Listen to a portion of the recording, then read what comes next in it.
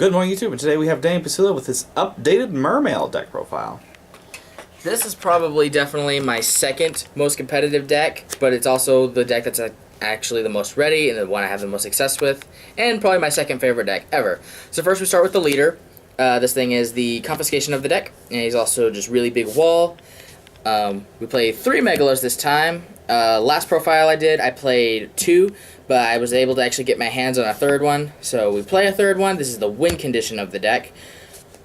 We do play 3 Teus. This thing is essentially just a free special summon of the deck by discarding any water monster, and it gives us a search of any of our level 4 or lower Mermail monsters. So that's why he's really good. That's all the 7s. We do play 7 7s. It's pretty important. For the other little Mermail cast, we do play 3 guns. The reason why we play 3 now is because obviously Norden is at 1, and being able to essentially use this to recycle any of our monsters is really, really important. Megalo being another huge important one, Lead being another important one, as well as the Pike or the Lind herself is also just big important things to bring back with this, and that's why we played at 3. 3 of the what? 3 guns. Yeah. Then we play 3 Pikes.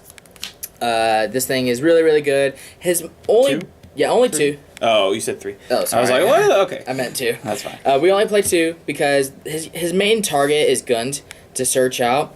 And then we also, like, every now and then we'll search out a marksman, but we don't really need marksman as much as we need guns. So that's why we search out guns over anything else, and that's Pike's main thing. And then we play 2 Linds. This deck, I think, definitely needs 2 Linds now, because being able to just bring out any Mermail monster from the deck is really, really important. Lind control 2 strong. We abuse this almost as much as possible because this prevents us from dying, especially if we're in a hard state or if we just haven't seen Neptibus at all. And then that's it for the Mermails. That's all the Mermails we play. It's pretty decent size. You know, I definitely like a heavier Mermail lineup in Mermail Atlantean decks, mostly because the Atlanteans themselves aren't even that great. So the best Atlantean, and speaking of Neptibus, we have Prince, Purple Rain.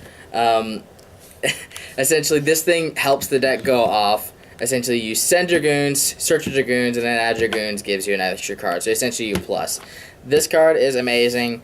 Essentially, if you see this card first turn, you will more than likely win that duel, from my experience. Then we play 2 Dragoons. This thing essentially also helps the deck go off because it searches everything in the deck beside, most of the deck. It essentially searches 90% of the deck. That's why it's super good and important, and that's why we play it. We do only play 2 infantries. 3 was definitely an option back in the time, but since pendulums are definitely kind of lower on the scale of competitive decks, they're still up there, but it's probably not going to be seen as much. But infantry is still important also against the Monarch matchup, as well as obviously the pendulum matchup. So that's good. And then 2 marksmen, because set cards are important, especially getting rid of strikes, baiting those out. Strike kills is definitely hurtful towards this deck, so we just want to get rid of certain face down cards, especially since demise decks are a thing. So getting rid of set cards is going to be really important, especially for marksman. And also marksman helps get off OTKs. That's it for the Mermail Atlantean portion, and all for the monster portion. It's massive because this deck runs heavy monsters, and I love it. Actually, it's not it for the monsters. We still got 2 more. We got Diva, and we got Molen Glacia.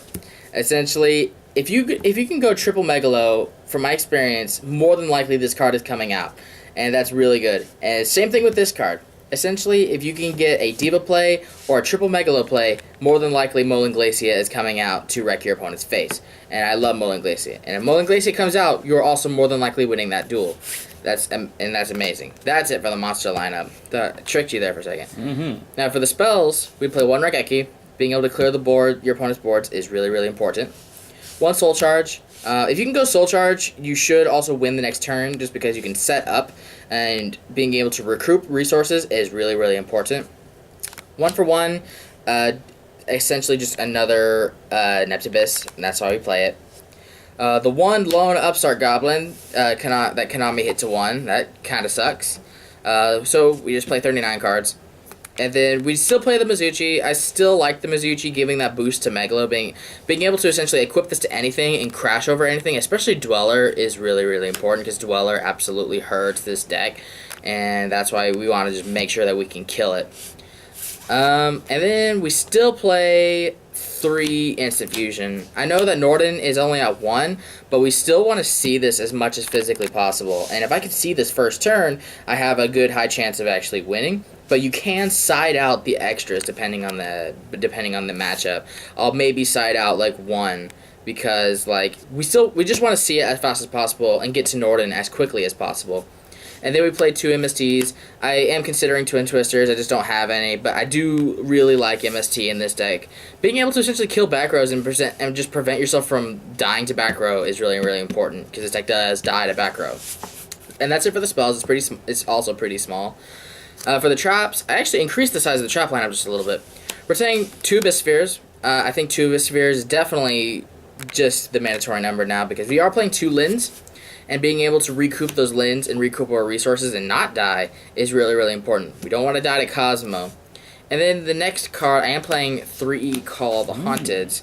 Being able to recall our Lins or our Pikes and make more plays go off is just absolutely important. And I've really been enjoying Call the Haunted, essentially because just bring back Lind, go from there, and that's why I really enjoy that. That's a build that I've been really into, and I've been really digging. That's it for the main deck. That's also 40 cards. For the extra deck, we are playing the 1 Lone Norden. This deck, I think out of all my decks, is the one that abuses Norden the most, just because he is water. And I think this going to 1 really hurt the deck. It didn't really... I think out of all the changes to the ban list, this is probably the one that hurt it the most, but it doesn't kill it. It doesn't hurt it that bad. For the Synchros, we do play 1 Tatsunoko. Essentially, Tatsunoko allows us to get the dead... Moaling Glacia out of our hand, or essentially just gives us an extra play to go for Moaling Glacia. So it essentially has a lot of shenanigans with Moaling Glacia. It's pretty fun. I have been playing Stardust Charge Warrior because he can attack all of our opponent's monsters, all special summon monsters, and then he allows us to draw a card when he's summoned.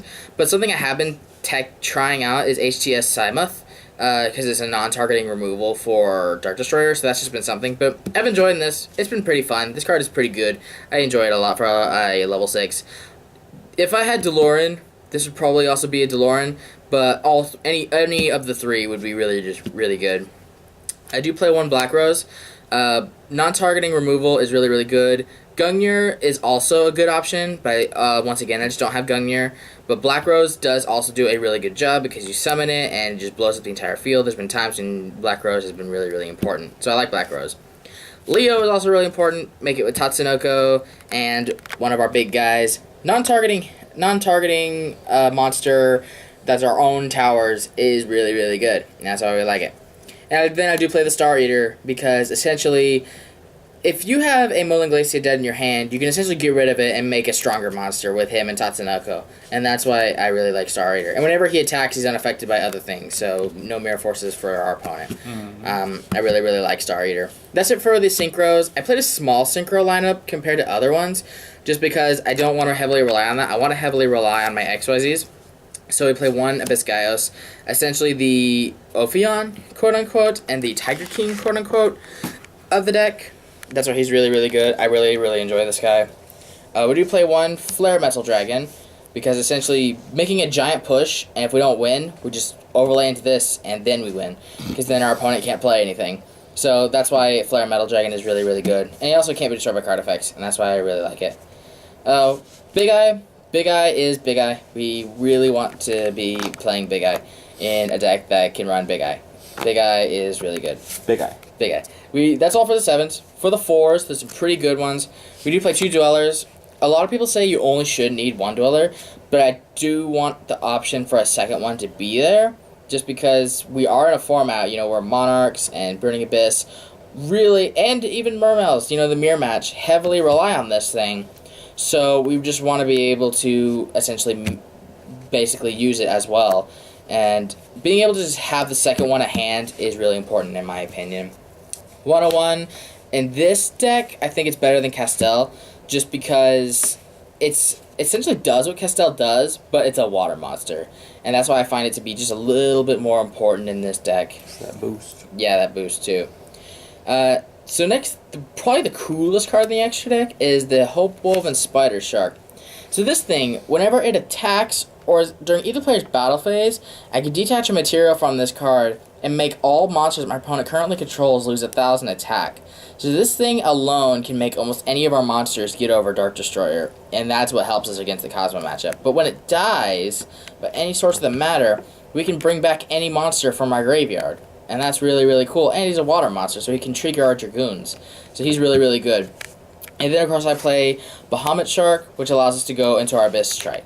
This is for the first turn play. Essentially, just helps us set up. I think this is really important now more than ever because when this dies, we can essentially bring back any of our Mermail monsters from the graveyard, which will most likely be Lind, to essentially go into more monsters. Abyss Strike essentially just helps us stay in the game a lot faster, and that's why I like Abyss Strike for the first turn play.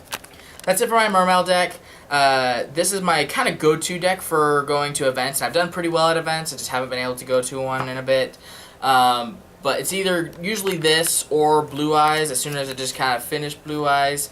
But like, if I was to go to an event, like probably tomorrow, quote-unquote, you know, like just as a hypothetical, this would probably be the deck I would choose just because this is the deck that is the most ready, has the most experience. I do have a couple other decks that are competitive ready, but this one is just the best in my opinion and the deck I know the best. So, thank you for watching, and Mermail's for the win.